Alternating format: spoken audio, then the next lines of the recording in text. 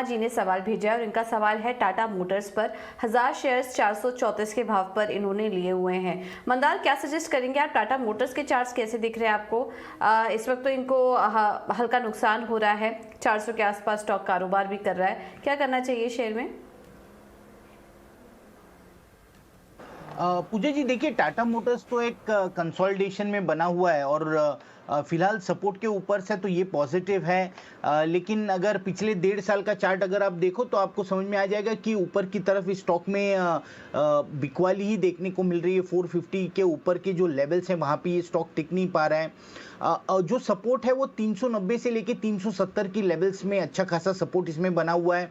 पिछले 1 साल में मल्टीपल टाइम्स यहाँ से ये स्टॉक बाउंस बैक भी कर चुका है। तो अगर लॉन्ग टर्म व्यू है तो इस स्टॉक में बने रह सकते हैं। 360 का इसमें स्टॉप लॉस रखना चाहिए। 3 से 5 साल का अगर व्यू हो तो उस केस में हमें फिर से एक बार बाउंस बैक ऊपर की तरफ 490 से लेके 520 की लेवल्स तक देखने को मिल सकता है।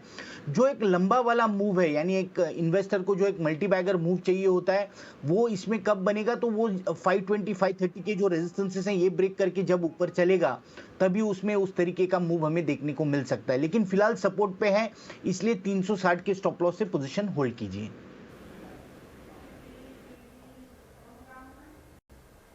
ऑलराइट, तो होल्ड करिए, स्टॉप लॉस भी आपको सुझा दिया गया है।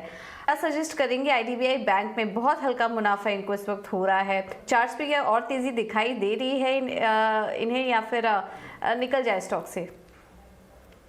पूजा जी, देखिए, पिछले 2 सालों से तो ये स्टॉक रेंज बाउंड ट्रेड कर रहा है, यानी नीचे की तरफ 30 रुपए के आसपास इसमें सपोर्ट बना हुआ है और ऊपर की तरफ 55 रुपए से लेके 65 रुपए तक इसमें रेजिस्टेंस बना हुआ है। तो ये रेंज में जब तक रिस्पेक्ट करता है तब तक अगर ये होल्ड कर देते हैं तो ये ऊपर के लेवल्स टेस्ट करने के लिए ज़रूर जाएगा।